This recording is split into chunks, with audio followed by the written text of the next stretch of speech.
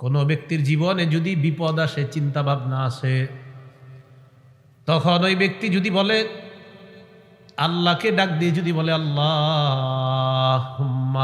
ইন্নী আবদুকা, আল্লাহ আমি আপনার বান্দা, ওয়াবনু আবদিকা আপনার বান্দার ছেলে, ওয়াবনু আমাতিকা আপনার বান্দির ছেলে।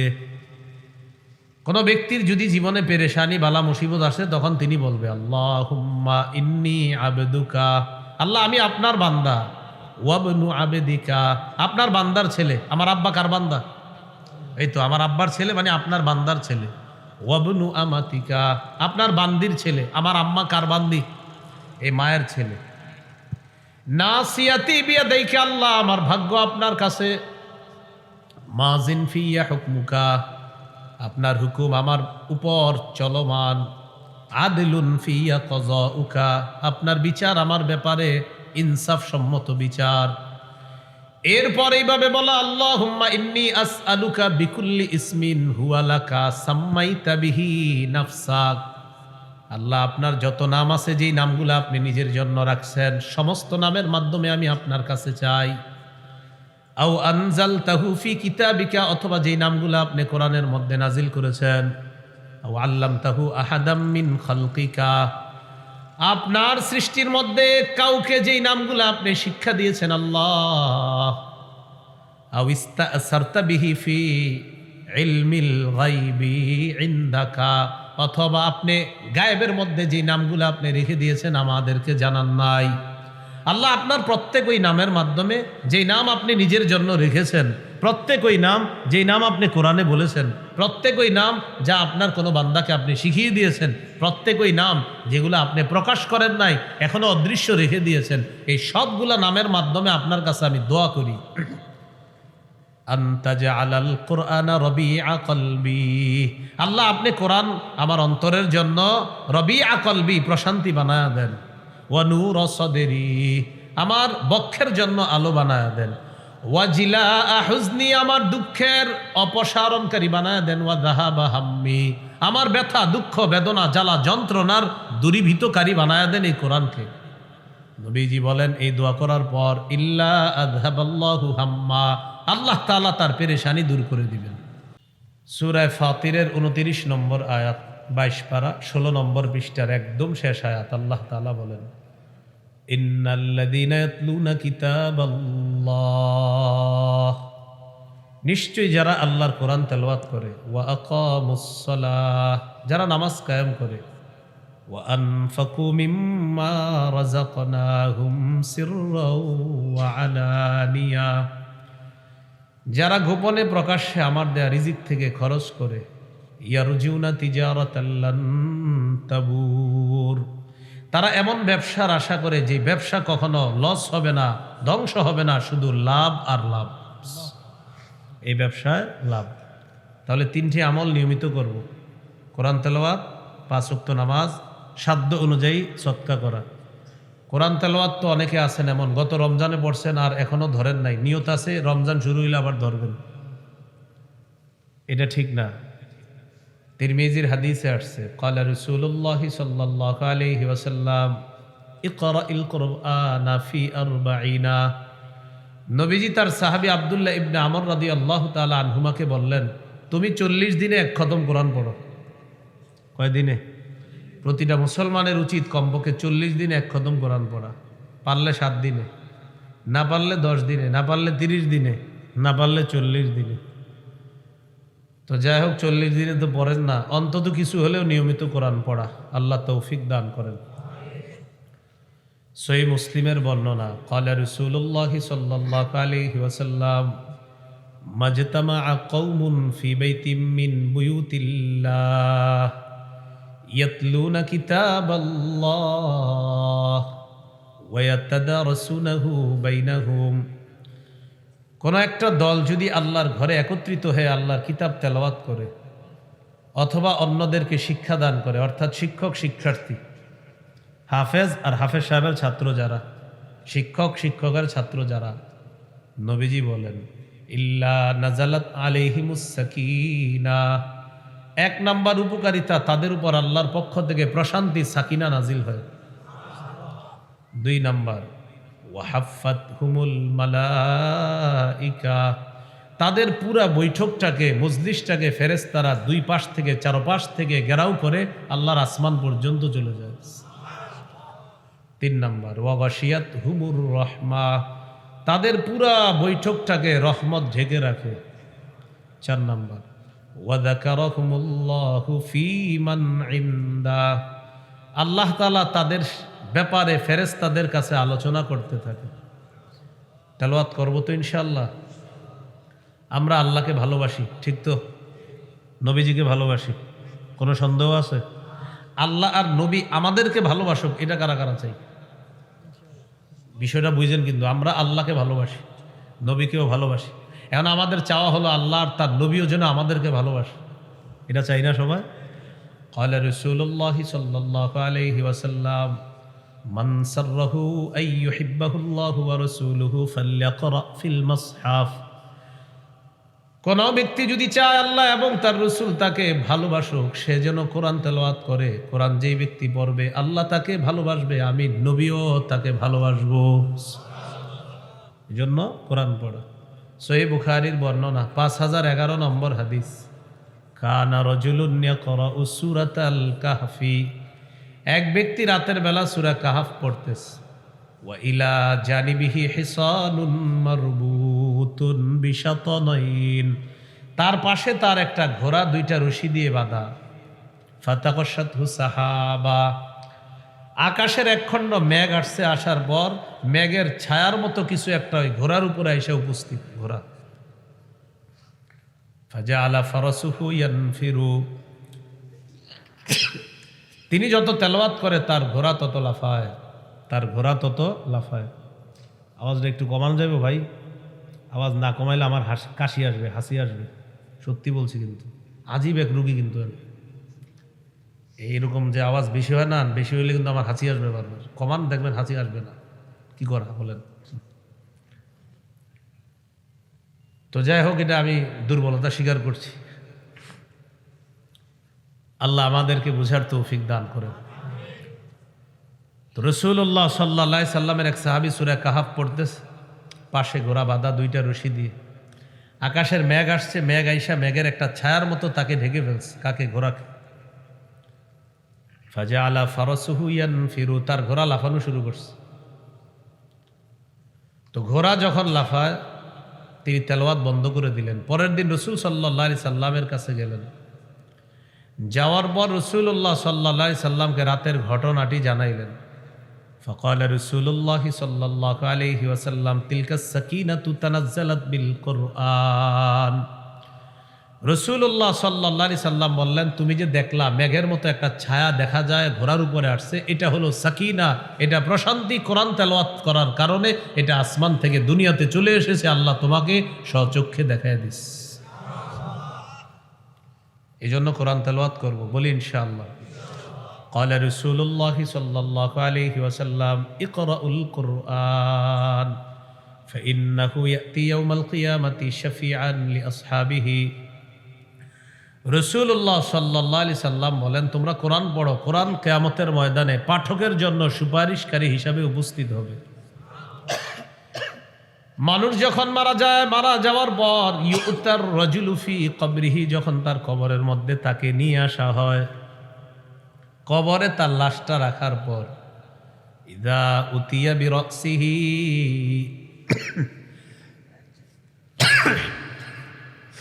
মাথার কাছ দিয়ে ফেরেশতারা আসে, মাথার কাছ দিয়ে ফেরেশতা আসে আযাব নিয়ে। ফাদাফাআতহু তিলাওয়াতুল কুরআন, মাথার কাছে যখন ফেরেশতা আসে তখন কোরআন তেলাওয়াত ওই আযাব নিয়ে যখন আসে, এই কোরআন তেলাওয়াত আযাবটাকে বাধা দিয়ে দেয়। কোরআনের তেলাওয়াত আযাবকে বাধা দেয়। বিসমিল্লাহ, আল্লাহুম্মা লাকাল হামদু ওয়া লাকাশ শুকরু। তো মাথার কাছে যখন আযাব আসে, কোরআন তেলাওয়াত এই আযাবকে বাধা দেয়। ওয়া ইযা উতিয়া বিয়াদাইহি, আযাব যদি হাতের কাছ দিয়ে আসে, দাফাতহু সাদাকা, সদকা আযাবকে বাধা দিয়ে দেয়। ওয়া ইযা উতিয়া বিরিজিলাইহি, আযাব যদি পায়ের কাছ দিয়ে আসে, দাফাহু মাশিয়ুহু ইলাস সালাহ, নামাজের মধ্যে যে যায়, মুসল্লি হেঁটে গেছে নামাজের মধ্যে, এই হেঁটে যাওয়াটা আযাবকে বাধা দেয় যে এই পা দিয়ে সে মসজিদে গেছে নামাজ পড়তে, এখানে আসতে পারবো না। তাহলে মাথার কাছে আসলে কোরআন তেলাওয়াত, হাতের কাছে আসলে সদকা, পায়ের কাছে আসলে নামাজে যে গেছেন হাইটা হাইটা, এটা বাধা দিবে। আল্লাহ আমাদের সকলকে রমজান মাসে, রমজান ছাড়াও বেশি থেকে বেশি কোরআন তেলাওয়াত করার তৌফিক দান করেন। কোরআন তেলাওয়াত যখন করব, পারলে একটা দোয়া বেশি বেশি করা। আমি দোয়াটা বলবো, কারো যদি পেরেশানি থাকে আল্লাহ পেরেশানি দূর করে দিবে। মনে করেন আপনি কোরআন পড়লেন, কোরআন পড়ার পর হঠাৎ আপনার মনে হইলো একটু দোয়া করি আল্লাহর কাছে, তো এই দোয়াটা করতে পারেন। 3 পারা কোরআন পড়বেন, 1 পারা 2 পারা পড়ছেন, পড়ার পর স্টপ দিলেন যে এইবার একটু দোয়া করি, তখন একটা দোয়া করতে পারেন। আমার সাথে একটু বলেন, আল্লাহুম্মা জাআলিল কুরআনা রবিআ কলবি ওয়া নূরা সাদরি ওয়া জিলাআ হুজনি ওয়া যাহাবা হাম্মি। আবার আল্লাহুম্মা জাআলিল কুরআনা রবিআ কলবি ওয়া নূরা সাদরি ওয়া জিলাআ হুজনি ওয়া যাহাবা হাম্মি। হে আল্লাহ, আপনি কোরআনকে আমার হৃদয়ের প্রশান্তি বানিয়ে দেন, আমার বক্ষের আলো বানায়া দেন, আমার কষ্টের অপসারণকারী বানায়া দেন, আমার দুঃখের দূরকারী বানায়া দেন। এই দোয়াটা যদি বাংলা আরবি না পারলে বাংলায় করতে পারেন। মুসনাদে আহমদে আসছে, এবার পুরো হাদিসটি শোনাই, মন দিয়ে শোনেন। عن عبد الله بن مسعود رضي الله تعالى عنه قال قال رسول الله صلى الله عليه وسلم ما قال عبد قط إذا أصابه هم أو حزن في رواية أو حزن।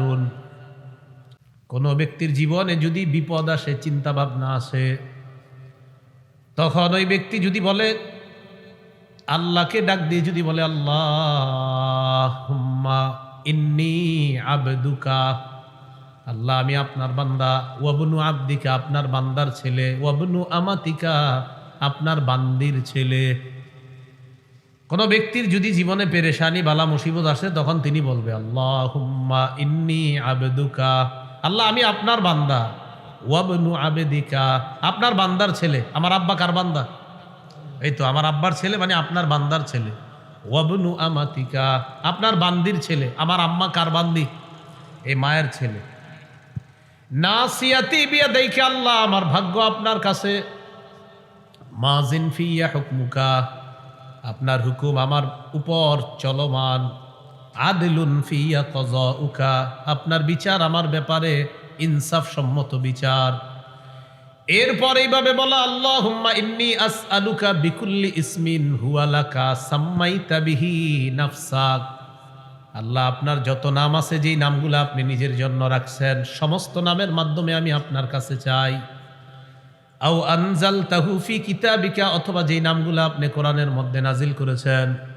আও আল্লামতাহু আহাদাম মিন খালকিকা, আপনার সৃষ্টির মধ্যে কাউকে যেই নামগুলো আপনি শিক্ষা দিয়েছেন। আল্লাহ আও ইস্তাসারতা বিহি ফি ইলমিল গায়বি ইনদাকা, অথবা আপনি গায়েবের মধ্যে যেই নামগুলো আপনি রেখে দিয়েছেন আমাদেরকে জানান নাই।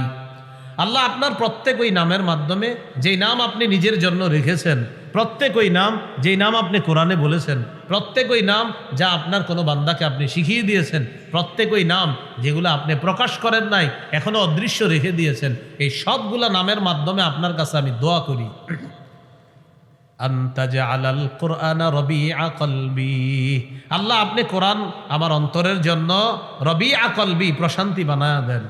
ওয়া নূর সাদরি, আমার বক্ষের জন্য আলো বানায়া দেন। ওয়া জিলাআ হুজনি, আমার দুঃখের অপসারণকারী বানায়া দেন। ওয়া যাহাবা হাম্মি, আমার ব্যথা দুঃখ বেদনা জ্বালা যন্ত্রণার দূরীভূতকারী বানায়া দেন এই কোরআনকে। নবীজি বলেন এই দোয়া করার পর ইল্লা আযহাবাল্লাহু হাম্মা, আল্লাহ তাআলা তার পেরেশানি দূর করে দিবেন। ওয়া আবদালাহু মাকানা হুজনিহি ফারাহা, আল্লাহ তাকে এই পেরেশানির পরিবর্তে খুশিতে পরিবর্তন করে দিবেন। তো এটা আর কি দোয়াটা ওইভাবে করতে পারেন, আল্লাহুম্মা জাআলিল কুরআনা, ওই যে যেটা বললাম, রবিআ কলবি ওয়া নূর সদরি ওয়া জিলা হুজনি ওয়া যাহাবা হাম্মি। এই দোয়া যদি কেউ করে, নবী বলেন আল্লাহ তার চিন্তা পেরেশানিগুলা দূর করবে। শুধু তাই না, এই পেরেশানির পরিবর্তে আল্লাহ তাকে খুশি দ্বারা ভরে দিবেন, খুশি দ্বারা পরিবর্তন করে দিবেন, তার দুঃখটাকে খুশি দ্বারা রূপান্তরিত করে দিবেন। তো এই জন্য যে সুবহানাল্লাহ বললেন, এখন আপনারা, আমরা মাঝে মাঝে হাদিস শুনি আর কি বলি সুবহানাল্লাহ। তো এই সুবহানাল্লাহ মানে কি? যেমন আগামী বছর দেখা হইলো আবার আপনার সাথে, তখনও বললেন সুবহানাল্লাহ। ভাই গত বছর যে হাদিস শোনাইলাম সুবহানাল্লাহ পড়ছেন, এরপরে কোরআন পড়ছেন নি একদিনও? তো যদি বললেন না, তো কি হইলো হাদিস শোনায় বলেন? যেমন আপনারা না হয় এই পর্যন্ত 500 বার একটা হাদিস শুনছেন, আরো বেশি হইতে পারে। তিরমিজির হাদিস 2910 নম্বর হাদিস, ক্বালা রাসূলুল্লাহ সাল্লাল্লাহু আলাইহি ওয়াসাল্লাম মান ক্বারাআ হারফাম মিন কিতাবিল্লাহ ফালাহু বিহি হাসানা ওয়াল হাসানাতু বিআশরি আমসালিহা। যে ব্যক্তি কোরআনের একটি অক্ষর তেলাওয়াত করবে, তার আমলনামায় আল্লাহ 10টি নেকি দিবে। শুনছেন না? আরে শুনছেন কিনা? না হলে 500 মাহফিলে শুনছেন, কিন্তু পড়ছেন কয়জন কোরআন? আলোচক বয়ান করলেন, মান সাল্লাল ইশা ফি জামাআ ফাকান্নামা কামা নিসফাল লাইল। আলোচক বয়ান করছে, যে ব্যক্তি এশার নামাজ জামাতে পড়বে, সে যেন অর্ধেক রাত ইবাদত করলো। মানে আপনি এশার নামাজ জামাতে পড়ে ঘুমায় যাবেন, অর্ধেক রাত ইবাদতের সওয়াব পেয়ে যাবেন। ওয়ামান সাল্লাল গাদাতা ফি জামাআ ফাকান্নামা সাল্লাল লাইলা কুল্লা। কেউ যদি ফজরের নামাজ জামাতে পড়ে, সে যেন সারা রাত নামাজ পড়ছে। এখন সুবহানাল্লাহ পড়ছেন, কিন্তু কালকে ফজর পড়ছেননি। এশা বললে অর্ধেক রাত ইবাদতের সওয়াব, ফজর বললে সারা রাত ইবাদতের সওয়াব। তো আগামীকাল সকালে আপনি নাস্তা খাইতেছেন আর চা দোকানের সামনে বলতেছেন, জানো ফজর বললে সারা রাত ইবাদতের সওয়াব। চা দোকানদার কয়, তুই পড়ছিস নি ফজর? আজকেরটা মিস হয়ে গেছে। কি শিখলাম আমরা? সুবহানাল্লাহ বলবো, যেই কথাগুলা বলা হবে এগুলা আমল করার চেষ্টা করব। আল্লাহ তৌফিক দান করেন। তাহলে রমজানের 4 নাম্বার কাজ মনে আছে তো? কোরআন পড়া, নামাজেও কোরআন পড়া, নামাজের বাহিরেও কোরআন পড়া। হাফেজ সাহেবরা যারা কোরআন পড়বে, তারা সুললিত কণ্ঠে সুন্দর করে কোরআন পড়বে, ধীরস্থির ভাবে পড়বে। আল্লাহ তাআলা বলেন, ওয়ারাত্তিলিল কুরআনা তারতিলা, কোরআন ধীরে ধীরে পড়েন। নাসাইর বর্ণনা 1015 নম্বর হাদিস, ক্বালা রাসূলুল্লাহ সাল্লাল্লাহু আলাইহি ওয়াসাল্লাম যায়্যিনুল কুরআনা বিআসওয়াতিকুম। আল্লাহ নবী বলেন, তোমরা কোরআনকে সাজাও, তোমাদের সুললিত কণ্ঠের মাধ্যমে তোমরা কোরআন সুন্দর করো। এর মানে সুললিত কণ্ঠে তোমরা কোরআন পড়ো। নবীজি বলেন যে কোরআন পড়ো। আমাদের নবীজি কত চমৎকার ভাবে কোরআন পড়তেন। একটা হাদিস শুনেন, সহিহ বুখারীর 5047 নম্বর হাদিস। হাদিসের বর্ণনাকারী সাহাবীর নাম আব্দুল্লাহ ইবনে মুগাফফাল রাদিয়াল্লাহু তাআলা। তিনি বলেন, রাআইতু রাসূলুল্লাহি সাল্লাল্লাহু আলাইহি ওয়াসাল্লাম ইয়াকরাউ ওয়া হুয়া আলা নাকাতিহি আও জামালিহি। রাসূলুল্লাহ সাল্লাল্লাহু আলাইহি সাল্লামকে আমি দেখলাম, তিনি তার উটনির উপর অথবা উটের উপর বসে রয়েছে। ওয়া হিয়া তাসিরু বিহি, ওট আল্লাহ নবীরে নিয়ে চলতেছে। ব্যাপারটা কল্পনায় আনেন, আমাদের নবী ওটের উপরে বসা, ওট আমাদের নবীকে নিয়ে চলতেছে। আর নবীজি তখন কি করতেছিলেন? আমি শুনলাম নবীজি ইয়াকরাউ সূরাতুল ফাতহি, 26 পারা একটা সূরা আছে, 10 নম্বর পৃষ্ঠায় সূরাতুল ফাতহি। এই সূরাটা নবীজি তেলাওয়াত করতেছে। কখন? যখন নবীরে ওট নবীকে নিয়ে চলতেছে, এই চলন্ত অবস্থায় আল্লাহ নবী সূরাতুল ফাতহি তেলাওয়াত করতেছে। কিভাবে তেলাওয়াত করতেছিলেন? সাহাবী বলেন, ওয়া হুয়া ইউরাজ্জিউ, আল্লাহ নবী ছন্দময় করে, স্পন্দন সৃষ্টি করে সুললিত কণ্ঠে কোরআন তেলাওয়াত করতেছিলেন। অনেক চমৎকার ভাবে কোরআন তেলাওয়াত করতেছিলেন রাসূলুল্লাহ সাল্লাল্লাহু আলাইহি সাল্লাম। খুব সুন্দরভাবে স্পন্দন সৃষ্টি করে, ছন্দময় করে আল্লাহ রাসূল কোরআন পড়তেছিলেন। তাহলে সুললিত কণ্ঠে সুন্দর আওয়াজে কোরআন পড়ার চেষ্টা করা। আল্লাহ তৌফিক দান করেন। কোরআনের কিছু আয়াত আছে, এই আয়াতের মধ্যে আযাব গজবের কথা আছে। চেষ্টা করা ওই সমস্ত আয়াতের সামনে আসলে 2-3 বার দোহরায়া পড়া আয়াতগুলা। কি করে পড়া? দোহরায়া পড়া। যেমন সূরা মাইদার 118 নম্বর আয়াত, শুধু এক আয়াত আল্লাহ রসুল সারা রাত পড়ছে। কোন সূরা? সূরা মাইদা। কত নম্বর আয়াত? 118। ইবনে মাজার হাদিস 1350 নম্বর হাদিস। এই হাদিসের বর্ণনাকারী আবু যর গিফারি রাদিয়াল্লাহু তাআলা আনহু বলেন, আমি রাসূলুল্লাহ সাল্লাল্লাহু আলাইহি সাল্লামকে দেখলাম রাতের বেলা এক আয়াত তাহাজ্জুদ নামাজে পড়তেছে। কোন আয়াতটা? সূরা মাইদার 118 নম্বর আয়াত। এই আয়াত পড়তে পড়তে হাত্তা আসবাহা ইয়ারদুদুহা, আল্লাহ রসুল বারবার এটা পড়তে পড়তে সকাল করে দিছে। এক আয়াত বারবার পড়তেছিলেন, সকাল হয়ে গেছে। এবার আয়াতটা শুনি, আয়াতের অনুবাদটাও শুনি। আল্লাহ বলেন, ইন তুআযিবহুম ফাইন্নাহুম ইবাদুক, আল্লাহ যদি আপনি তাদেরকে শাস্তি দেন তারা তো আপনার বান্দা। ওয়া ইন তাগফির লাহুম ফাইন্নাকা আনতাল আজিজুল হাকীম, আল্লাহ আপনি যদি তাদেরকে ক্ষমা করে দেন তাহলে আপনি তো মহাপরাক্রমশালী, মহাপ্রজ্ঞাময় আল্লাহ। আল্লাহ তাদেরকে যদি আযাব দেন তারা আপনার বান্দা, আর তাদেরকে যদি ক্ষমা করেন আপনি মহাপরাক্রমশালী, মহাপ্রজ্ঞাময় আল্লাহ, এটাও আপনি পারেন। এই সূরা মাইদার 118 নম্বর আয়াতটা রাসূল সাল্লাল্লাহু আলাইহি সাল্লাম তাহাজ্জুদ নামাজে সারা রাত বারবার পড়তেছিলেন, কারণ এই আয়াতের বিষয়বস্তু ঈসা নবীর সাথে সম্পর্ক। কোন নবী? ঈসা নবী উম্মতের জন্য আল্লাহর কাছে এটা বলবে, আল্লাহ তাদেরকে যদি আপনি শাস্তি দেন তারা তো আপনার বান্দা, তাদেরকে যদি ক্ষমা করেন আপনি তো মহাপরাক্রমশালী, মহাপ্রজ্ঞাময়। আমাদের নবী উম্মতের জন্য টেনশনে পড়ে গেলেন যে ঈসা নবী উম্মতের এত টেনশন, আমাদের নবী আমাদের টেনশনে সারা রাত এক আয়াত বারবার পড়তেছে। তাহলে কি শিখলাম? কোরআন পড়া 4 নাম্বার রমজানের আমল, নামাজেও পড়া, নামাজের বাহিরেও পড়া। আল্লাহ আমাদের সকলকে তৌফিক দান করেন। 5 নাম্বার করণীয় রমজানে তাহাজ্জুদ পড়া। সাহরির সময় উঠে 8 রাকাত তাহাজ্জুদ পড়বেন। 8 রাকাত তাহাজ্জুদ পড়া এটা 12 মাসের আমল। রাসূল সাল্লাল্লাহু আলাইহি সাল্লামের 12 মাসের আমল হলো 8 রাকাত তাহাজ্জুদ পড়া। আপনি চাইলে প্রতিদিন পড়তে পারেন। রমজানে যেহেতু সাহরির সময় আল্লাহ আপনাকে উঠার তৌফিক দান করবেন, রমজানে আপনি 8 রাকাত তাহাজ্জুদ নামাজ পড়তে পারেন।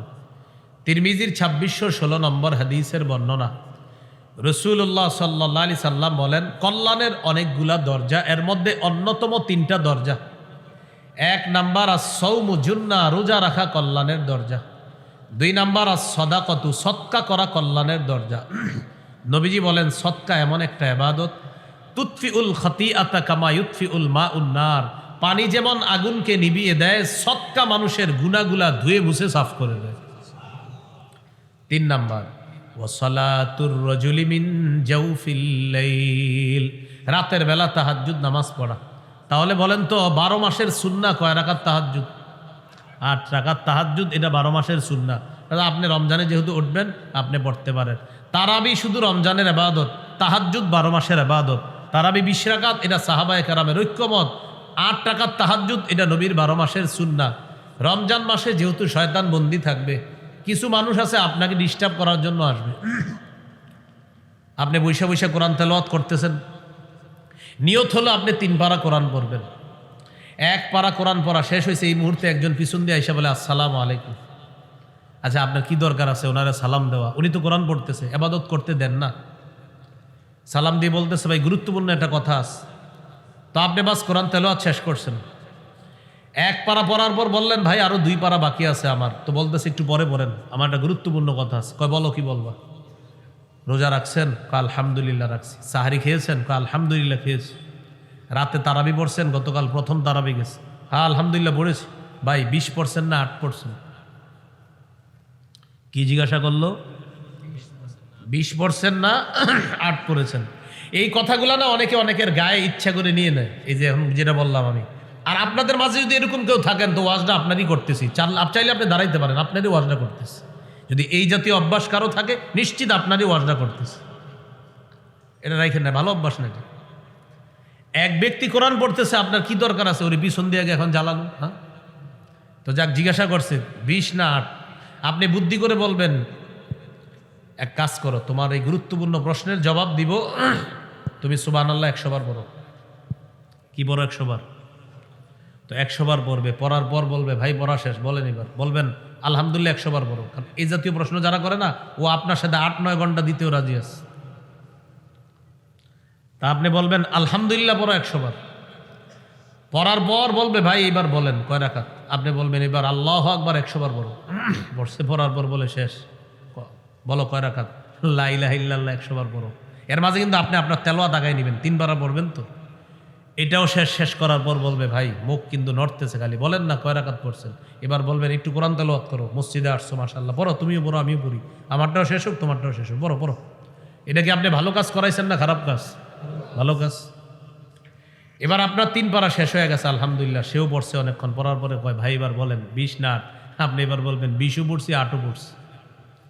হে যে এমন একটা কষ্ট পাবে, অনেক বড় নিয়ত নিয়ে আসছিল। আপনি কি বলবেন? সব বলেন, সবাই কি বলবেন? হ্যাঁ বলবে, মানি 20-8 কিভাবে বলবেন?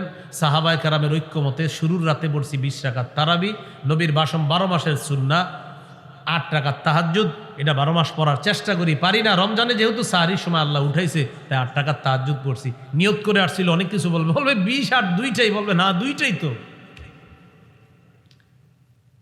নিয়ত করে আসছিল, অনেকক্ষণ জ্বালাবে আপনাকে, আপনি কিছু সওয়াবেরও ব্যবস্থা করে দিয়েছেন।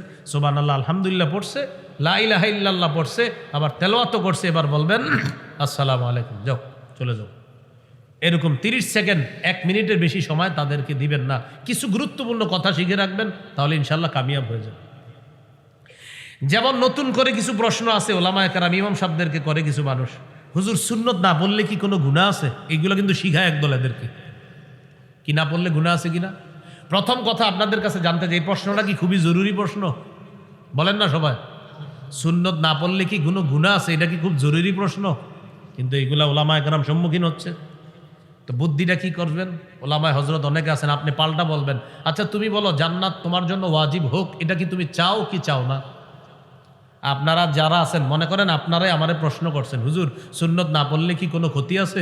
আমি পাল্টা বললাম, ভাই জান্নাত ওয়াজিব হোক এটা কারা চান আর কারা চান না? এখানে কেউ চান না এমন আছেন? তাহলে সবাই কি চান? জান্নাত ওয়াজিব হোক।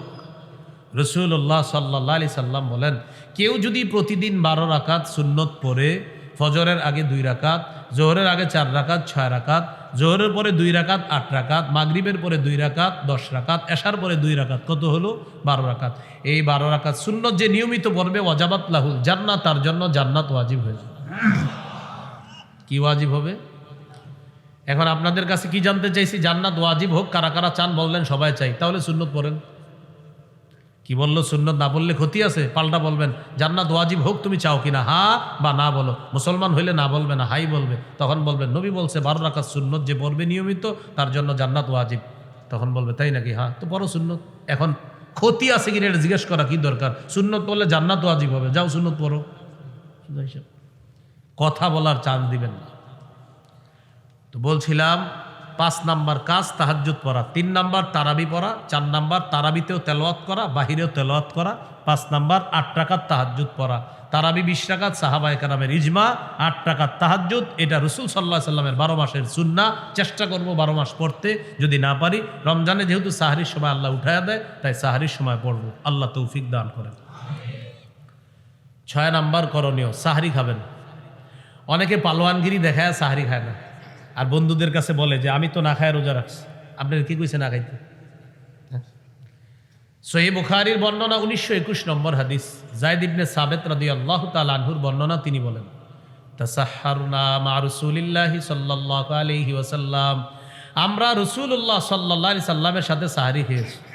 সহিহ বুখারীর 1923 নম্বর হাদিস, ক্বালা রাসূলুল্লাহি সাল্লাল্লাহু আলাইহি ওয়াসাল্লাম তাসাহহারু ফাইন্না ফিস সাহুরি বারাকাতান। নবীজি বলেন তোমরা সাহরি খাও, সাহরির মধ্যে বরকত আছে। তোমরা সাহরি খাও, সাহরিতে কি আছে? বরকত আছে। নবীজি সাহাবীদেরকে এইভাবে বলতেন, হালুম্মু ইলাল গাদাইল মুবারাক, আসো আসো বরকতপূর্ণ খাদ্যে তোমরাও অংশগ্রহণ করো, আসো তোমরাও বরকতপূর্ণ খাবার খাও, তোমরাও সাহরি খাও। ইন্নাল্লাহা ওয়া মালাইকাতাহু ইউসাল্লুনা আলাল মুতাসাহহিরিন, যারা সাহরি খায় আল্লাহ তাদের উপর রহমত নাজিল করেন। ফেরেশতারা বলে আল্লাহ সাহরি খাইতেছে, তাকে মাফ করেন, তাকে মাফ করেন, তাকে মাফ করেন। সাহারিতে ইলিশ মাছ, গরুর গোস্ত, মুরগি যাই খান, সাথে খেজুর খাবেন। অন্তত একটা হলেও খাবেন খেজুর, মনে থাকবে না। ক্বালা রাসূলুল্লাহ সাল্লাল্লাহু আলাইহি ওয়াসাল্লাম নি'মা সাহুরুল মুমিনি আত-তাম। রাসূলুল্লাহ সাল্লাল্লাহু আলাইহি সাল্লাম বলেন, সাহরিতে খেজুর খাওয়া এটা মুমিনের কতই না নেয়ামতে পরিপূর্ণ খাদ্য। খেজুর শুধু সাহরিতে খাবেন এমন না, 12 মাস খেজুর খাবেন নিয়মিত। সকালবেলা অন্তত মুসলমান সবার উচিত আমাদের 60টা খেজুর খাওয়া খালি পেটে। নবীজি বলেন, কেউ যদি প্রতিদিন 60টা খেজুর খায়, আর যদি আজওয়া খেজুর 60টা খাইতে পারেন, লাম ইয়াদুররুহু সুম্মুন, আপনারা যদি কেউ বিষও খাওয়ায় দেয় তাও ক্ষতি করবে না। আবার খেজুর খায় বিষ খায়েন না, এটা মানে কথা, গুরুত্ব বোঝানো হয়েছে। তাহলে খেজুর প্রতিদিন খাবেন, বাচ্চাদেরকে খেজুর খাওয়াবেন, ছোট ছোট বাচ্চা, মেধা বাড়বে। খাওয়ায় তেঁতুলের আচার, মেধা কমে, তেঁতুল খাওয়াবেন না। আপনার গর্ভবতী স্ত্রীকে খেজুর খাওয়াবেন। মারিয়াম আলাইহাস সালামের পেটে ঈসা নবী আসলেন, আসার পর এখন মারিয়ামের খাবার কি হবে আল্লাহ জানায়া দিলেন, ফাকুলি ওয়াশরাবি, খাও পান করো। জিবরিল আমিন বলে দিলেন খাওয়ার পান করা কি হবে, তুমি খাবা খেজুর, পান করবা এই যে ঝর্ণার পানি। তো খেজুর তো গাছে নাই, মুফাসসিরিনে কেরাম লেখেন যে গাছে খেজুর ছিল না, কেউ কেউ লিখেছেন এটা। জিবরিল আমিন বললেন গাছে নাড়া দিবা, আল্লাহ খেজুরের ব্যবস্থা করবে। যে আল্লাহ বাবা ছাড়া সন্তান আনতে পারে, এই আল্লাহ গাছে খেজুর ছাড়াও খেজুর আনতে পারে। এখন আমি এটা বলা উদ্দেশ্য না আপনাদেরকে, মাকসাদ না। সূরা মারিয়ামের তাফসিরে আমার আলোচনা আছে লম্বাই বিষয়, এখানে আমার বলা শুধু উদ্দেশ্য মারিয়ামের জন্য আল্লাহ খাবার হিসাবে খেজুর কেন নির্বাচন করলেন, অন্য খাদ্য তো ছিল। এখান থেকে বোঝা যায় গর্ভবতী নারীর জন্য শ্রেষ্ঠ একটা খাদ্য হলো খেজুর খাওয়া, এতে তারও মেধা বাড়বে, গর্ভস্থিত সন্তান যে তারও মেধা বাড়বে। তারা কি করে, স্ত্রী বলে টক খাইতে মন চায়, তো কিয়া খাওয়ায় তেঁতুল, তো তেঁতুল খায়, পরে হেরো মেধা কমে, আর যেটা আছে ওইটারও মেধা কমে। তেঁতুল খাওয়াবেন না, খেজুর খাওয়াবেন। সত্যি বলছি, কিন্তু হাসির বিষয় না, খেজুর খাওয়াবেন। আল্লাহ আমাদেরকে বোঝার তৌফিক দান করেন। তাহলে সাহারিতে যা খাবো সাথে একটা কি খাবো আমরা, খেজুর খাবো। একটা বলতে আপনি বেশি খাইলে বেশি খান, দেখবেন খেজুর খাইলে শারীরিক শক্তিও ভালো থাকে। আল্লাহ আমাদেরকে কথাগুলা মনে রাখার তৌফিক দান করেন। এই হলো আমাদের রমজানের 6 নম্বর হলো না, 6 নম্বর সাহারি খাওয়া। এখানে একটা মাসালা মনে রাখা, অনেকে মনে করে কি সাহারি খাওয়ার পর আর তাহাজ্জুদ পড়া যাবে না।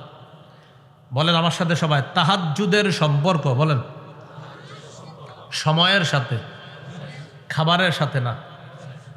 অতএব আপনি যদি সাহারি খাওয়ার পরেও দেখেন এখনো সাহারির সময় বাকি আছে 30 মিনিট 40 মিনিট, তাহাজ্জুদে দাঁড়ায় যান, সমস্যা নেই। তাহলে সময় থাকলেই তাহাজ্জুদ পড়া যাবে। এতে আপনি খাবার খান বা না খান এটা কোনো ব্যাপার না, খাবারের আগেও পড়তে পারবেন, খাবারের পরেও পড়তে পারবেন। এইগুলো 6 নাম্বার কাজ। 7 নাম্বার, সাহারি খাওয়ার পর আপনার রোজা শুরু হয়ে গেছে, একটু পরেই ফজরের সময় হবে, বাস আপনার রোজা শুরু হয়ে যাবে। রোজা আপনার শুরু হলো, আজকে প্রথম রোজাটা আপনি রাখলেন, মানে আমি প্রথম রোজার আলোচনাটা চলতেছে। সহিহ বুখারীর বর্ণনা 1901 নম্বর হাদিস, 1901 নম্বর হাদিস। ক্বালা রাসূলুল্লাহ সাল্লাল্লাহু আলাইহি ওয়াসাল্লাম মান সামা রমাদানা ঈমানাও ওয়া ইহতিসাবা গুফিরা লাহু মা তাকদ্দামা মিন যামবি।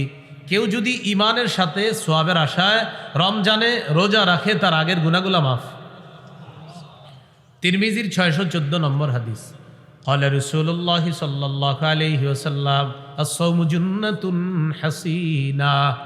রাসূলুল্লাহ সাল্লাল্লাহু আলাইহি সাল্লাম বলেন, রোজা হলো জাহান্নাম থেকে বাঁচার জন্য মজবুত ঢাল। যুবক ভাইয়ারা, আরেকটা হাদিস মনে রাখা, তিরমিজির 723 নম্বর হাদিস।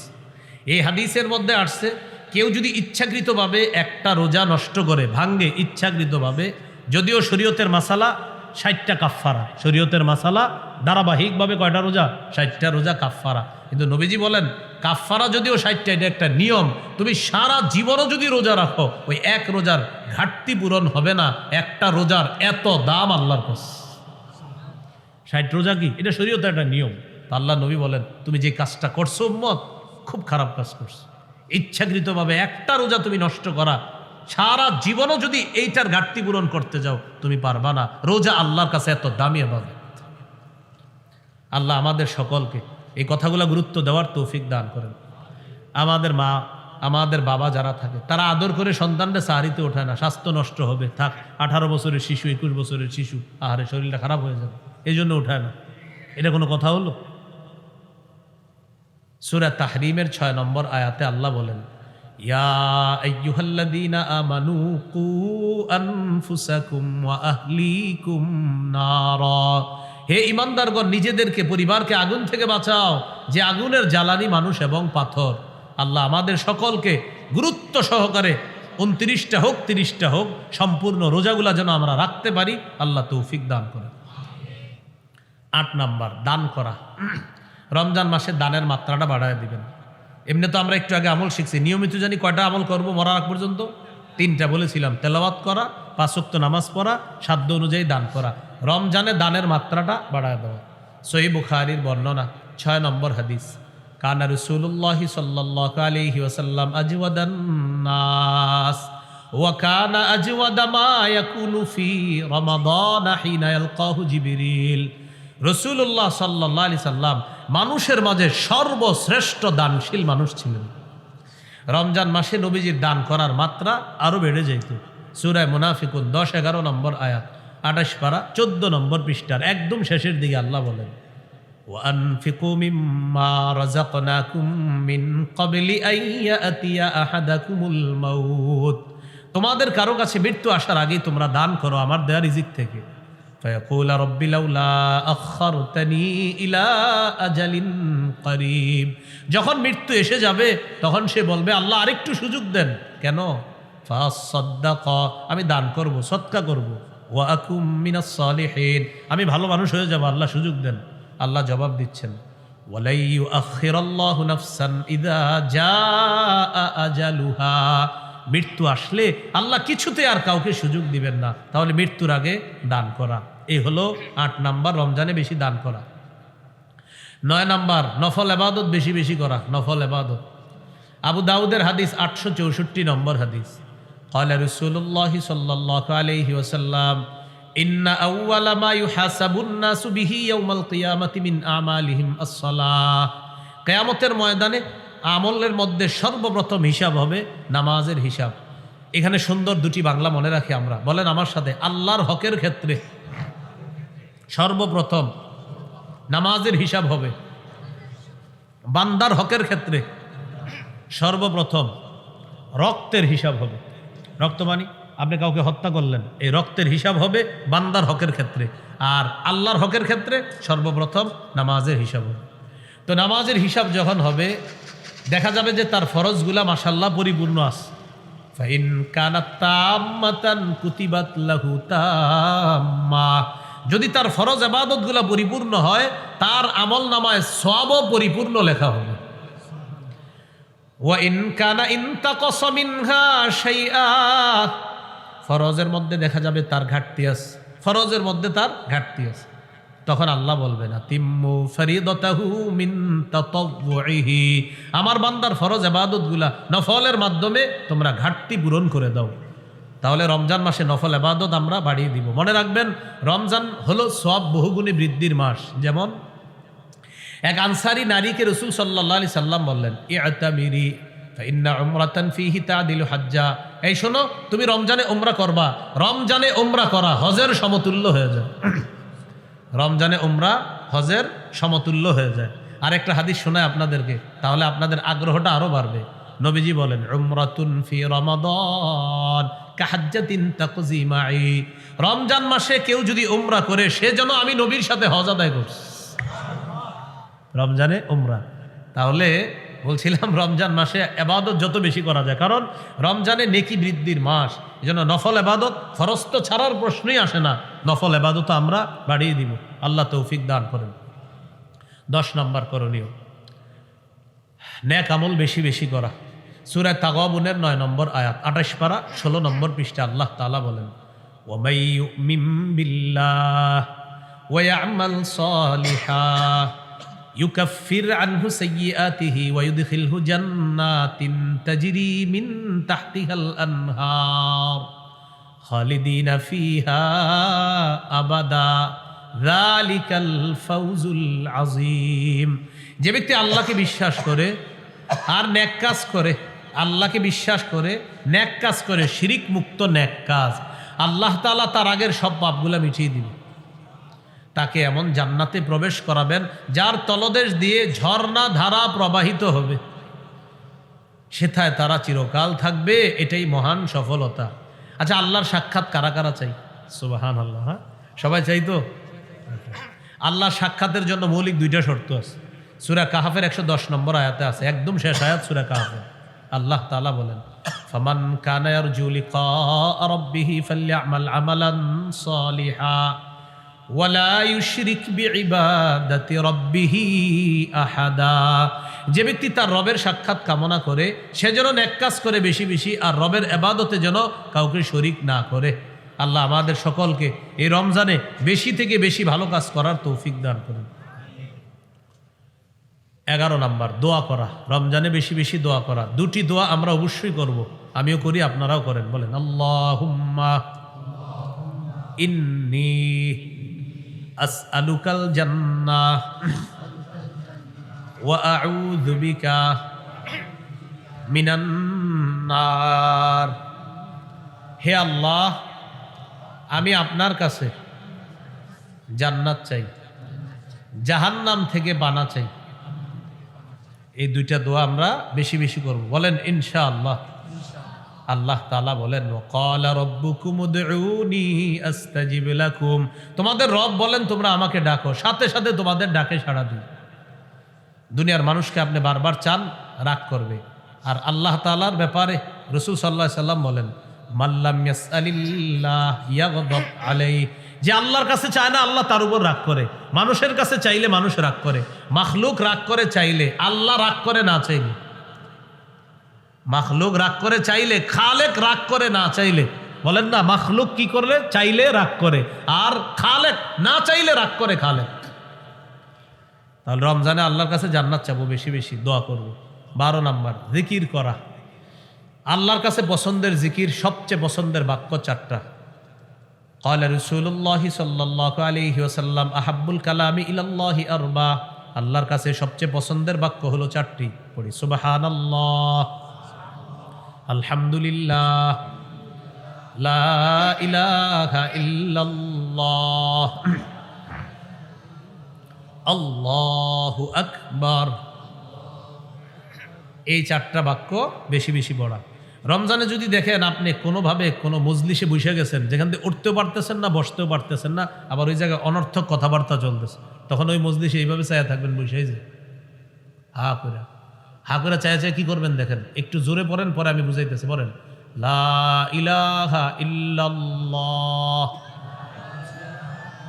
হ্যাঁ, এবার ট্রাই করেন, পড়ার সময় দেখেন তো 2 ঠোঁট লাগেনি, চেক করেন, আঙ্গুল দিয়ে দেখেন 2 ঠোঁট একটা আরেকটার সাথে লাগে কিনা পড়ার সময়। পড়েন, লা ইলাহা ইল্লাল্লাহ। লাগে না। এবার দেখেন, ওই যে মজলিসে বসে রয়েছেন, উঠতেও পারেন না, বসতেও পারেন না, কি করবেন? আহারে, তখন এইভাবে হা করে এমনি থাকবেন।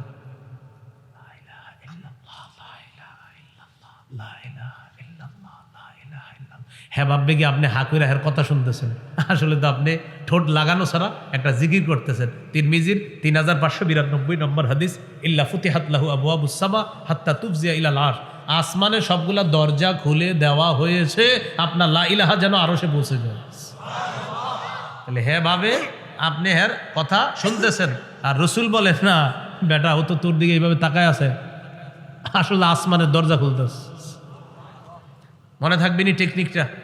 যদি দেখেন যে এমন জায়গায় পড়ে গেছেন, না পারতেছেন ছুটতে, না পারতেছেন মানে ছুটতে গেলে বলে আরে বসো আর একটু, তখন দেখবেন যে এনে তো গিবত শেখায় তো খালি। হ্যাঁ ভাববে আমাকে কথা মন দিয়ে শোনা, তো এমনি থাকবে, ঠোঁট লাগে না। ভাববে কি আপনি এর কথা শুনতেছেন, আসলে তো আপনি ঠোঁট লাগানো ছাড়া লা ইলাহা ইল্লাল্লাহর জিকির করতেছেন। এই জন্য মনে রাখবেন, পৃথিবীর একমাত্র জিকির লা ইলাহা ইল্লাল্লাহ, যেটা 24 ঘন্টা করলেও আপনার বুঝবেও না কেউ আপনি যে জিকির করতেছেন। মনে থাকবেনি টেকনিকটা। আল্লাহ তৌফিক দান করেন। তাহলে 12 নাম্বার জিকির করা। 13 নাম্বার ইফতার করা। সারাদিন রোজা রাখলেন, ইফতার করবেন। 14 নাম্বার ইফতার করানো। ইফতার করা 13, 14 নাম্বার ইফতার করানো। ফজিলতের কাজ দুটোটাই। 15 নাম্বার ইফতারের সময় দোয়া করা। তিরমিজির 3598 নম্বর হাদিসের বর্ণনা, ক্বালা রাসূলুল্লাহ সাল্লাল্লাহু আলাইহি ওয়াসাল্লাম, সালাতুহুম, 3 ব্যক্তির দোয়া ফিরিয়ে দেওয়া হয় না। আস-সাইমু হাত্তা ইফতিরা, রোজাদার যখন ইফতার সামনে নিয়ে রোজাদার যখন ইফতার সামনে নিয়ে দোয়া করে, তার দোয়া ফিরিয়ে দেওয়া হয় না। এটা কেন? এটার বাস্তবতাটা একটু বুঝেন। রোজাদার ইফতার সামনে নিয়ে বসা, সামনে ডিলিশাস খাদ্য, সব লোভনীয় খাদ্য, শরবতটা মন চাইতেছে খাইয়া ফেলতে, খান না। কেন? আল্লাহর হুকুম নাই, 5 মিনিট পরে আল্লাহর হুকুম হবে, তখন খাবেন। সবগুলা মনে হইতেছে আপনি শেষ করে ফেলবেন, কিন্তু আপনি খান না। কেন? আমার রবের হুকুম নাই। ওই মুহূর্তে কি পরিমাণ আল্লাহর ভয় আপনার মধ্যে কাজ করলে এই খানাগুলো আপনি খান না। তাই ওই সময় আল্লাহর কাছে দোয়া করেন, কবুল নগদ। ওয়াল ইমামুল আদিল, ন্যায়পরায়ণ পুরুষ শাসকের দোয়া ফিরিয়ে দেওয়া হয় না। ন্যায়পরায়ণ কি শাসক? এটা 3 বার কোন, কি শাসক? আবার বলেন। আবার ন্যায়পরায়ণ। তো ইফতারের সময় আল্লাহর কাছে এই দোয়াটাও করতে পারেন, আল্লাহ বলেন কিয়ামতের আগে আমাদের দেশে আর কোন নারী শাসক যেন না হয়। কি যেন না হয়? কেন? সবাই জোরে বলেন কেন? আরো জোরে বলেন, সুন্দর করে জোরে বলেন। قال رسول الله صلى الله عليه وسلم لا يفلح قوم ولوا امرهم امرأتان। নবীজি বলেন ওই জাতি কিছুতেই সফল হবে না যে জাতি তাদের নেতৃত্বে কোনো নারীকে বসায় দেয়। এরপরেও যদি কোনো নারীকে আপনি নেতৃত্বে বসাইতে চান, সমস্যা নেই, একটা পোস্টার বানাইবেন, আগামীতে আবারও নারী নেতৃত্ব চাই, কেননা সারা জীবন হতবাগা থাকতে চাই, এভাবে লেখেন। কোনো হুজুর আপনারা কিছু বলবেন না। যদি আপনি নিজে নিজে পোড়া কপাল থাকতে চান, কি লিখবেন? সুন্দরভাবে লিখবেন যে আগামীতে আবারও নারী শাসক চাই, হাদিসের ভাষ্য অনুযায়ী আমি সারা জীবন বুদাইর মতো এরকম হতবাগা থাকতে চাই। সমস্যা নাই তো, না আপনারা কি কিন্তু না করবে না, লিখে রাখবেন। তাহলে নবীজি বললেন নারী শাসক যদি কেউ বানাও তোমাদের জীবনে সফলতা আসবে না। এখনো আমাদের বুঝে কেন আসে না? 47 জন প্রেসিডেন্ট পরিবর্তন হইলো, একটাও নারী হইল না। বারবার ঘুরে ঘুরে অন্যদের দেশে নারী বানায় দেয়, ছলে বলে কৌশলে আমাদেরকে গোলাম বানায় রাখতে চায়। তাহলে কি দোয়া করবো? আল্লাহ আমাদের দেশের জন্য আর কোনো নারী শাসক না হয়। বলেন আল্লাহ আমাদের দেশে একজন ন্যায়পরায়ণ পুরুষ শাসক দিয়ে দেন। তাহলে 3 ব্যক্তির দোয়া ফিরিয়ে দেওয়া হয় না। রোজাদারের দোয়া 2 নাম্বার, ন্যায়পরায়ণ পুরুষ শাসকের দোয়া 3 নাম্বার, ওয়া দাওয়াতুল মাজলুম, মাজলুমের দোয়া ফিরিয়ে দেওয়া হয় না। দোয়া করবো তো ইনশাআল্লাহ। 16 নাম্বার করণীয়, এতেকাফ করবেন শেষ দশকে। সহিহ বুখারীর 2033 নম্বর হাদিস। এই হাদিসের মধ্যে আছে কানা রাসূলুল্লাহ সাল্লাল্লাহু আলাইহি ওয়াসাল্লাম ইয়াতাকিফু ফিল আশরিল আওয়াখির মিন রমাদান। নবীজি রমজানের শেষ দশকে এতেকাফ করতেন। 17 নাম্বার লাইলাতুল কদর তালাশ করা, সূরা কদরের 3 নম্বর আয়াত, লাইলাতুল কদরি খায়রুম মিন আলফি শাহ, কদরের রাত 1000 মাসের চাইতে উত্তম। قال رسول الله صلى الله عليه وسلم من يقم ليلة القدر إيمانا واحتسابا غفر له ما تقدم من ذنبه। রাসূলুল্লাহ সাল্লাল্লাহু আলাইহি সাল্লাম বলেন, যে ব্যক্তি লাইলাতুল কদর ঈমানের সাথে আর সওয়াবের আশায় লাইলাতুল কদরে জাগ্রত থাকবে, ইবাদত করবে, তার আগের সব গুনাহ মাফ। 18 নাম্বার সর্বশেষ করণীয়, সদকাতুল ফিতর আদায় করবেন। ঈদের সময় কত টাকা সদকা হয়, ওলামায়ে কেরাম যারা আছে, আশেপাশে মাদ্রাসা আছে, আলেমদের পরামর্শ নেবেন যে এই বছর কত টাকা সদকাতুল ফিতর, এটা আদায় করে দিবেন। এই হলো করণীয়। একটু সংক্ষেপে শেষ করে দিচ্ছি। বর্জনীয় 6টা, সংক্ষেপে বলছি, খালি মনে রাখবেন। আমার সাথে বলেন, তাহলে মনে থাকবে। এটা বেশি গুরুত্বপূর্ণ। বলেন ঝগড়া বর্জন করা। কি বর্জন করা? ঝগড়া বর্জন করা। বলেন রমজানে কেউ যদি আমাদের সাথে ঝগড়া করতে আসে, আমরা 2 বার বলবো আমি রোজাদার, আমি রোজাদার। তাহলে কেউ ঝগড়া করতে আসলে কয়বার বলবেন আমি রোজাদার? হ্যাঁ, বুখারীর এক বর্ণনা আসছে কেউ ঝগড়া করতে আসলে বলবেন আমি রোজাদার, আর আরেক বর্ণনা আসছে 2 বার বলবেন আমি রোজাদার, আমি রোজাদার। এ হলো 1 নাম্বার, ঝগড়া পরিহার করা। 2 নাম্বার, অনর্থক কথা পরিহার করা। কি কথা? অনর্থক কথা কাকে বলে? হুজুর এটা কি রুমাল? আসলে রুমাল? এটা তো রুমাল কি? এটা অনর্থক কথা। এটা কি? আবার বললাম কি? আসলে রুমাল? এটা কোনো কথা হইল? অনর্থক কথা। এই অনর্থক কথা পরিহার করা, এটা কি? আসলে বাণী? তুই তো বাণী। তো এই যে আপনার বিষয়গুলা, এগুলা অনর্থক কথা। শুধু শুধু আপনি বাঁশ দেখছেন, বলতেছেন এটা কি রড? আসলে কি এটা রড? শুধু বাঁশই। এটা দেখবেন আমাদের মাঝে এগুলো হয়ে যায় শুধু শুধু। আপনি একটা কোটি পরে রয়েছেন কালো কালার, ও এটা কালো, আসলে কালো না, ডিপ কালো, ও কালো। মানে কালোর উপরে 50টা প্রশ্ন। এগুলা কি কথা ভাই? হ্যাঁ, অনর্থক কথা। বুখারী 2477 নম্বর হাদিসে আসছে আল্লাহ তিনটা বিষয় অপছন্দ করেছেন আমাদের জন্য। 1 নাম্বার কিলা ওয়া কল, অনর্থক কথা বলা আল্লাহ পছন্দ করেন। তাহলে 2 নাম্বার অনর্থক কথা বর্জন করা। 3 নাম্বার মিথ্যা বর্জন করা। সহিহ বুখারী 1903 নম্বর হাদিসে আছে কেউ যদি রোজা রেখে মিথ্যা বর্জন করতে না পারে, নবীজি বলেন সে যে খাইলো না আর পান করলো না, এতে আল্লাহর কাছে কোনো গুরুত্ব রাখে না। সে মিথ্যা বর্জন করতে পারে না। জুতা দোকানে জুতা কিনতে গেছেন, ঈদের সময় সবাই জুতা কিনে বা ভালো কিছু কিনতে গেছে, ভাই জুতা কত? 1300। ভাই 1250 দিই। আল্লাহর কসম কিনে আছে 1260 করে। কত করে? তা আপনি তো জীবনে 1250 দিবেন না, তাহলে তো মায়া লাগবে বেচারার। কিনা 1260 করে। পরে খোঁজ দিয়ে দেখেন 500 করে কিনা। কত করে? তাহলে মিশা কত হইলো? কত টাকার? 760 টাকা। 760, 500 দিয়ে কিনছেন, বললেন 1260, তাহলে হইলো 760 মিশা কথা। এই যে 760 মিশা কথা বললেন, বুখারীর হাদিসে আছে কিয়ামতের ময়দানে 5 জন দাগী আসামির একজন হবে যে মিথ্যা শপথ করে মানুষের কাছে পণ্য বিক্রি করে। 5 জন দাগী আসামির একজন যে মিথ্যা কথা বলে পণ্য বিক্রি করে। আল্লাহ আমাদেরকে হেফাজত করেন। তাহলে 3 নাম্বার মিথ্যা বর্জন করা। 4 নাম্বার গীবত বর্জন করা। গীবতের ব্যাপারে আমি আপনাদেরকে একটা বাংলা বলতে চাই, যদি কেউ পারেন বাংলাটা লেমনিটিং করে ঘরে টানায় রাখবেন। বলেন, গীবত হলো আমল ধ্বংসের নীরব ঘাতক। আবার গীবত আমল ধ্বংসের নীরব ঘাতক। আর যদি সাজায় লিখতে চান এভাবে লিখতে পারেন, আমল ধ্বংসের নীরব ঘাতক। নিজ দিয়া বড় করে লিখে দিবেন গীবত। তাহলে আমল ধ্বংসের নীরব ঘাতক কি? গীবত। এইটা ঘরে টানায় রাখবেন আর চিন্তা করবেন, আমি যে আমল আখলাক করতেছি যা যা নষ্ট করে দিতে পারে গীবত, এটা দেখা দেখা খালি স্মরণে আনবেন যে গীবত আপনার আমলগুলা নিঃশেষ করে দিচ্ছে। তাহলে এবার দেখেন 6টা বর্জনীয় বলবো, 4টা বললাম। ঝগড়া পরিহার করা, অনর্থক কথা পরিহার করা, মিথ্যা পরিহার করা, গীবত পরিহার করা। এখানে গুরুত্বপূর্ণ বিষয়, ঝগড়া কি দিয়ে হয়? মুখ দিয়ে। অনর্থক কথা, মিথ্যা, গীবত, মাশাআল্লাহ। তাহলে আজকে থেকে জিহ্বা হেফাজত করা। কি হেফাজত করা? তিরমিজি 2616 নম্বর হাদিসের মধ্যে আছে, হাল ইয়াকুব্বুন নাস ফিন্নারি আলা ওয়ুজুহিহিম আও আলা মানাখিরিহিম ইল্লা হাসাইদু আলসিনাতিহিম। বেশিরভাগ মানুষ জাহান্নামে যাবে শুধুমাত্র মিথ্যার কারণে। আল্লাহ আমাদেরকে হেফাজত করেন। আর শুধুমাত্র ওই জিহ্বার কারণে বেশিরভাগ মানুষ জাহান্নামে যাবে, জিহ্বার কারণে। আরো সুন্দরভাবে মনে রাখবো, রোজা ছিদ্র হয় বিশেষ করে 2টি অপরাধের কারণে, মিথ্যা, গীবত। মিথ্যা গীবত হয় জিহ্বা দিয়ে, আর জিহ্বার কারণে বেশিরভাগ মানুষ জাহান্নামী হয়। 5 নাম্বার লৌকিকতা বর্জন করা। আমার রোজা, আমার সাহরি, আমার ইফতারি, আমার তারাবি, আমার তাহাজ্জুদ সব কার জন্য হবে? লোক দেখানো যেন না হয়।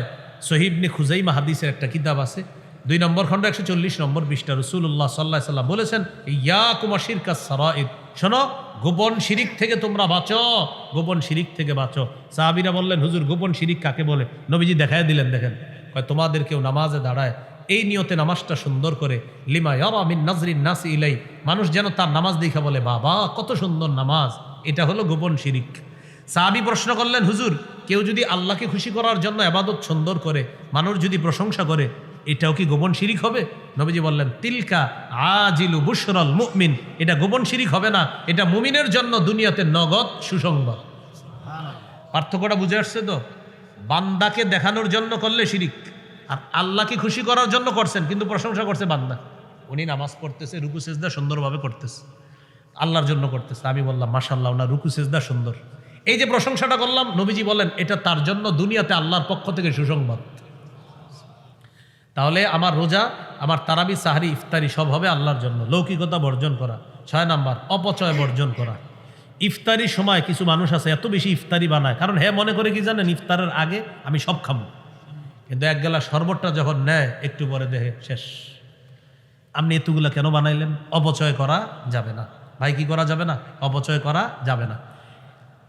কোরআনের মধ্যে অপচয়ের অনেকগুলা ইয়ে আছে, এর মধ্যে 2টা উল্লেখযোগ্য। এক জায়গায় আছে ওয়ালা তুসরিফু, আরেক জায়গায় আছে ওয়ালা তুবাজ্জিরু।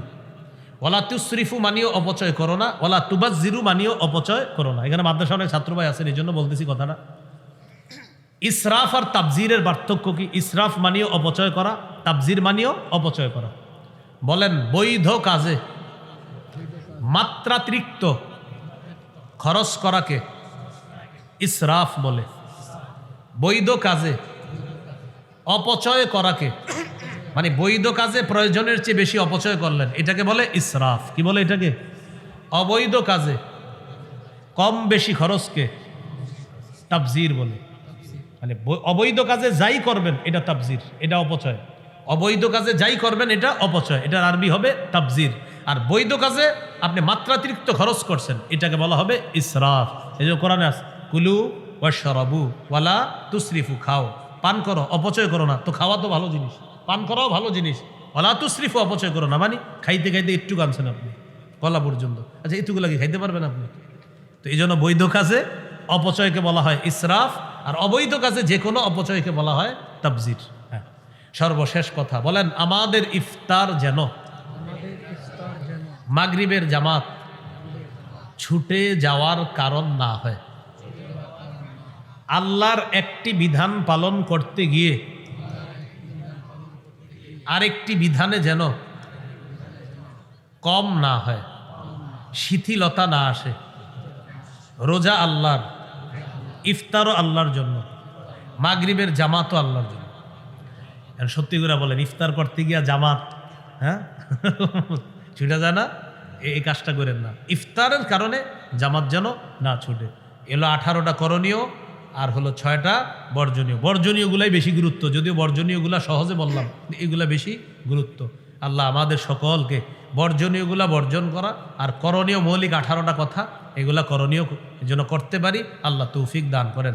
আর ওই যে কেউ যদি জ্বালাইতে আসে, মনে আসেনি, বলবেন সুবহানাল্লাহ বড় 100 বার, আলহামদুলিল্লাহ বড় 100 বার, আল্লাহু আকবার বড় 100 বার, লা ইলাহা ইল্লাল্লাহ 100 বার বড়। এর মাঝে আপনি আপনার আমল করবেন, শেষ তখন বলবেন কোরআন পড়ো। এরপরে যদি বলে ভাই মুক্ত এখনো কিলবিল করে কথা বলতে, বলবেন ঘুমাও। কি করো? ঘুমাও। শেষে বলবেন কি ভাই 20 পড়ছি, 8 পড়ছি। আর এটা আবার কেমন? বললেন 20 হলো তারাবি পড়ছি, রমজানের শুরুর মানে রাতের প্রথম অংশে সাহাবায়ে কেরামের ইজমা, আর শেষ রাতে নবীর 12 মাসের আমল সুন্নত তাহাজ্জুদ পড়েছি। এটা আমি প্রতিদিন পড়ার চেষ্টা, নিয়ত থাকে পড়তে পারি না, তবে রমজানে আল্লাহ সাহারির সময় উঠায় তাই পড়ি। আর যেটা পড়ি নাই সেটা হলো তুমি যেই নিয়তে এসেছো সেই নিয়ত লাভ নাই। বুখারীতে আসছে, নবী বলে দিয়েছেন তুমি যেই নিয়তে আমার সাথে আসছো, আমি রোজাদার, আমি রোজাদার, আসসালামু আলাইকুম 2 বার বলে দিবেন, আমি রোজাদার, আমি রোজাদার, যাও চলে যাও। আল্লাহ আমাদের সকলকে যে কথাগুলা বললাম শুনলাম, আর এই কথাগুলা কে গায়ে নিবে এটা আগে বলছি, যার এই অভ্যাস আছে, আশা করি আপনাদের কারোই অভ্যাস নাই। এরপরে দেখবেন আমার নিয়ে লেখালেখি করবে, হে মনে হয় এটা আমারে বলছে। জি ভাই, আপনি যদি লেখেন আপনারই কইছি, কেউ নিজের গায়ে নিয়েন নাই কথাটা। আল্লাহ আমাদের সকলকে করণীয়গুলো করা, বর্জনীয়গুলো বর্জন করার তৌফিক দান করে।